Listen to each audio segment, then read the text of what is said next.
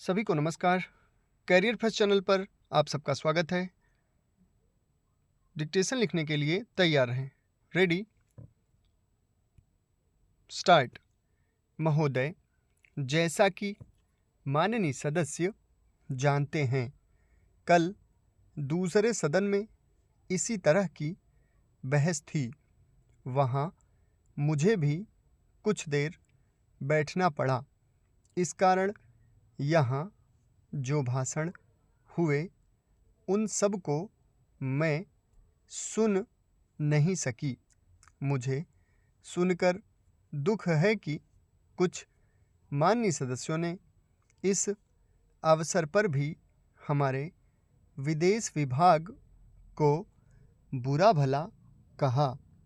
सेवाओं पर दोषारोपण करके सरल रास्ता निकालने का प्रयत्न ऐसी प्रवृत्ति है जिसकी मैं निंदा करती हूँ। मैं यह नहीं कहती कि हमने गलतियाँ नहीं की हैं और हमारे सभी प्रतिनिधि हमेशा योग्य ही होते हैं।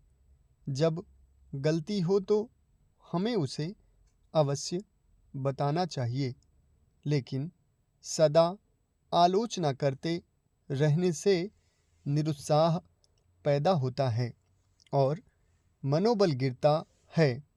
हमें उन औजारों को ही कुंठित नहीं कर देना चाहिए जिनसे हमें काम लेना है। देश और विदेश में हमें काम तो करना ही है।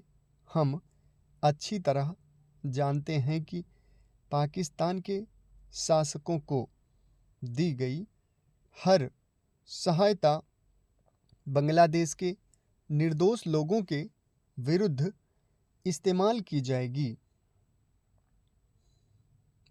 इस अवसर पर हमारे प्रतिनिधियों ने परिश्रम से बहुत अच्छा काम किया है।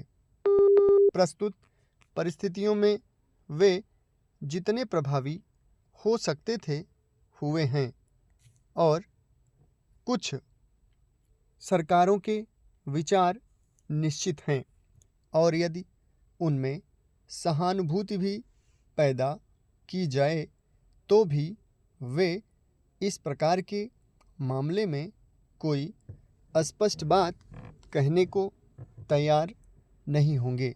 मैं कहना चाहूँगी कि हमारी उन सेवाओं ने जो वर्तमान स्थिति से निपटने में जुटी हैं, साहस और समर्पण का परिचय दिया है। यदि कुछ माननीय सदस्यों को गाली देकर और सरकार पर साहस, दिशा और यहाँ तक कि समझ की कमी का आरोप लगाकर कुछ संतोष मिलता है तो मैं उन्हें इससे वंचित नहीं करना चाहती। कुछ सदस्यों के लिए हिम्मत का अर्थ गले की ताकत और भावुकता की भाषा है। काश की जिंदगी इतनी ही सरल होती। इस सरकार में बहुत से दोष हो सकते हैं, लेकिन उसमें साहस की कमी नहीं है, न ही यह आवश्यकता के अनुसार जोखिम उठाने से डरती है।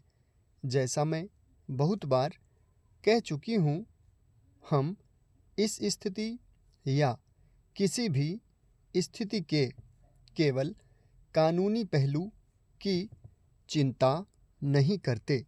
हम चिंता करते हैं केवल एक ही बात की, और वह है हमारे राष्ट्रीय हित, सुरक्षा और स्वाभाविक रूप से बांग्लादेश के बहादुर लोगों की सुरक्षा।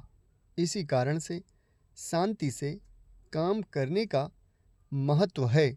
समाप्त। धन्यवाद।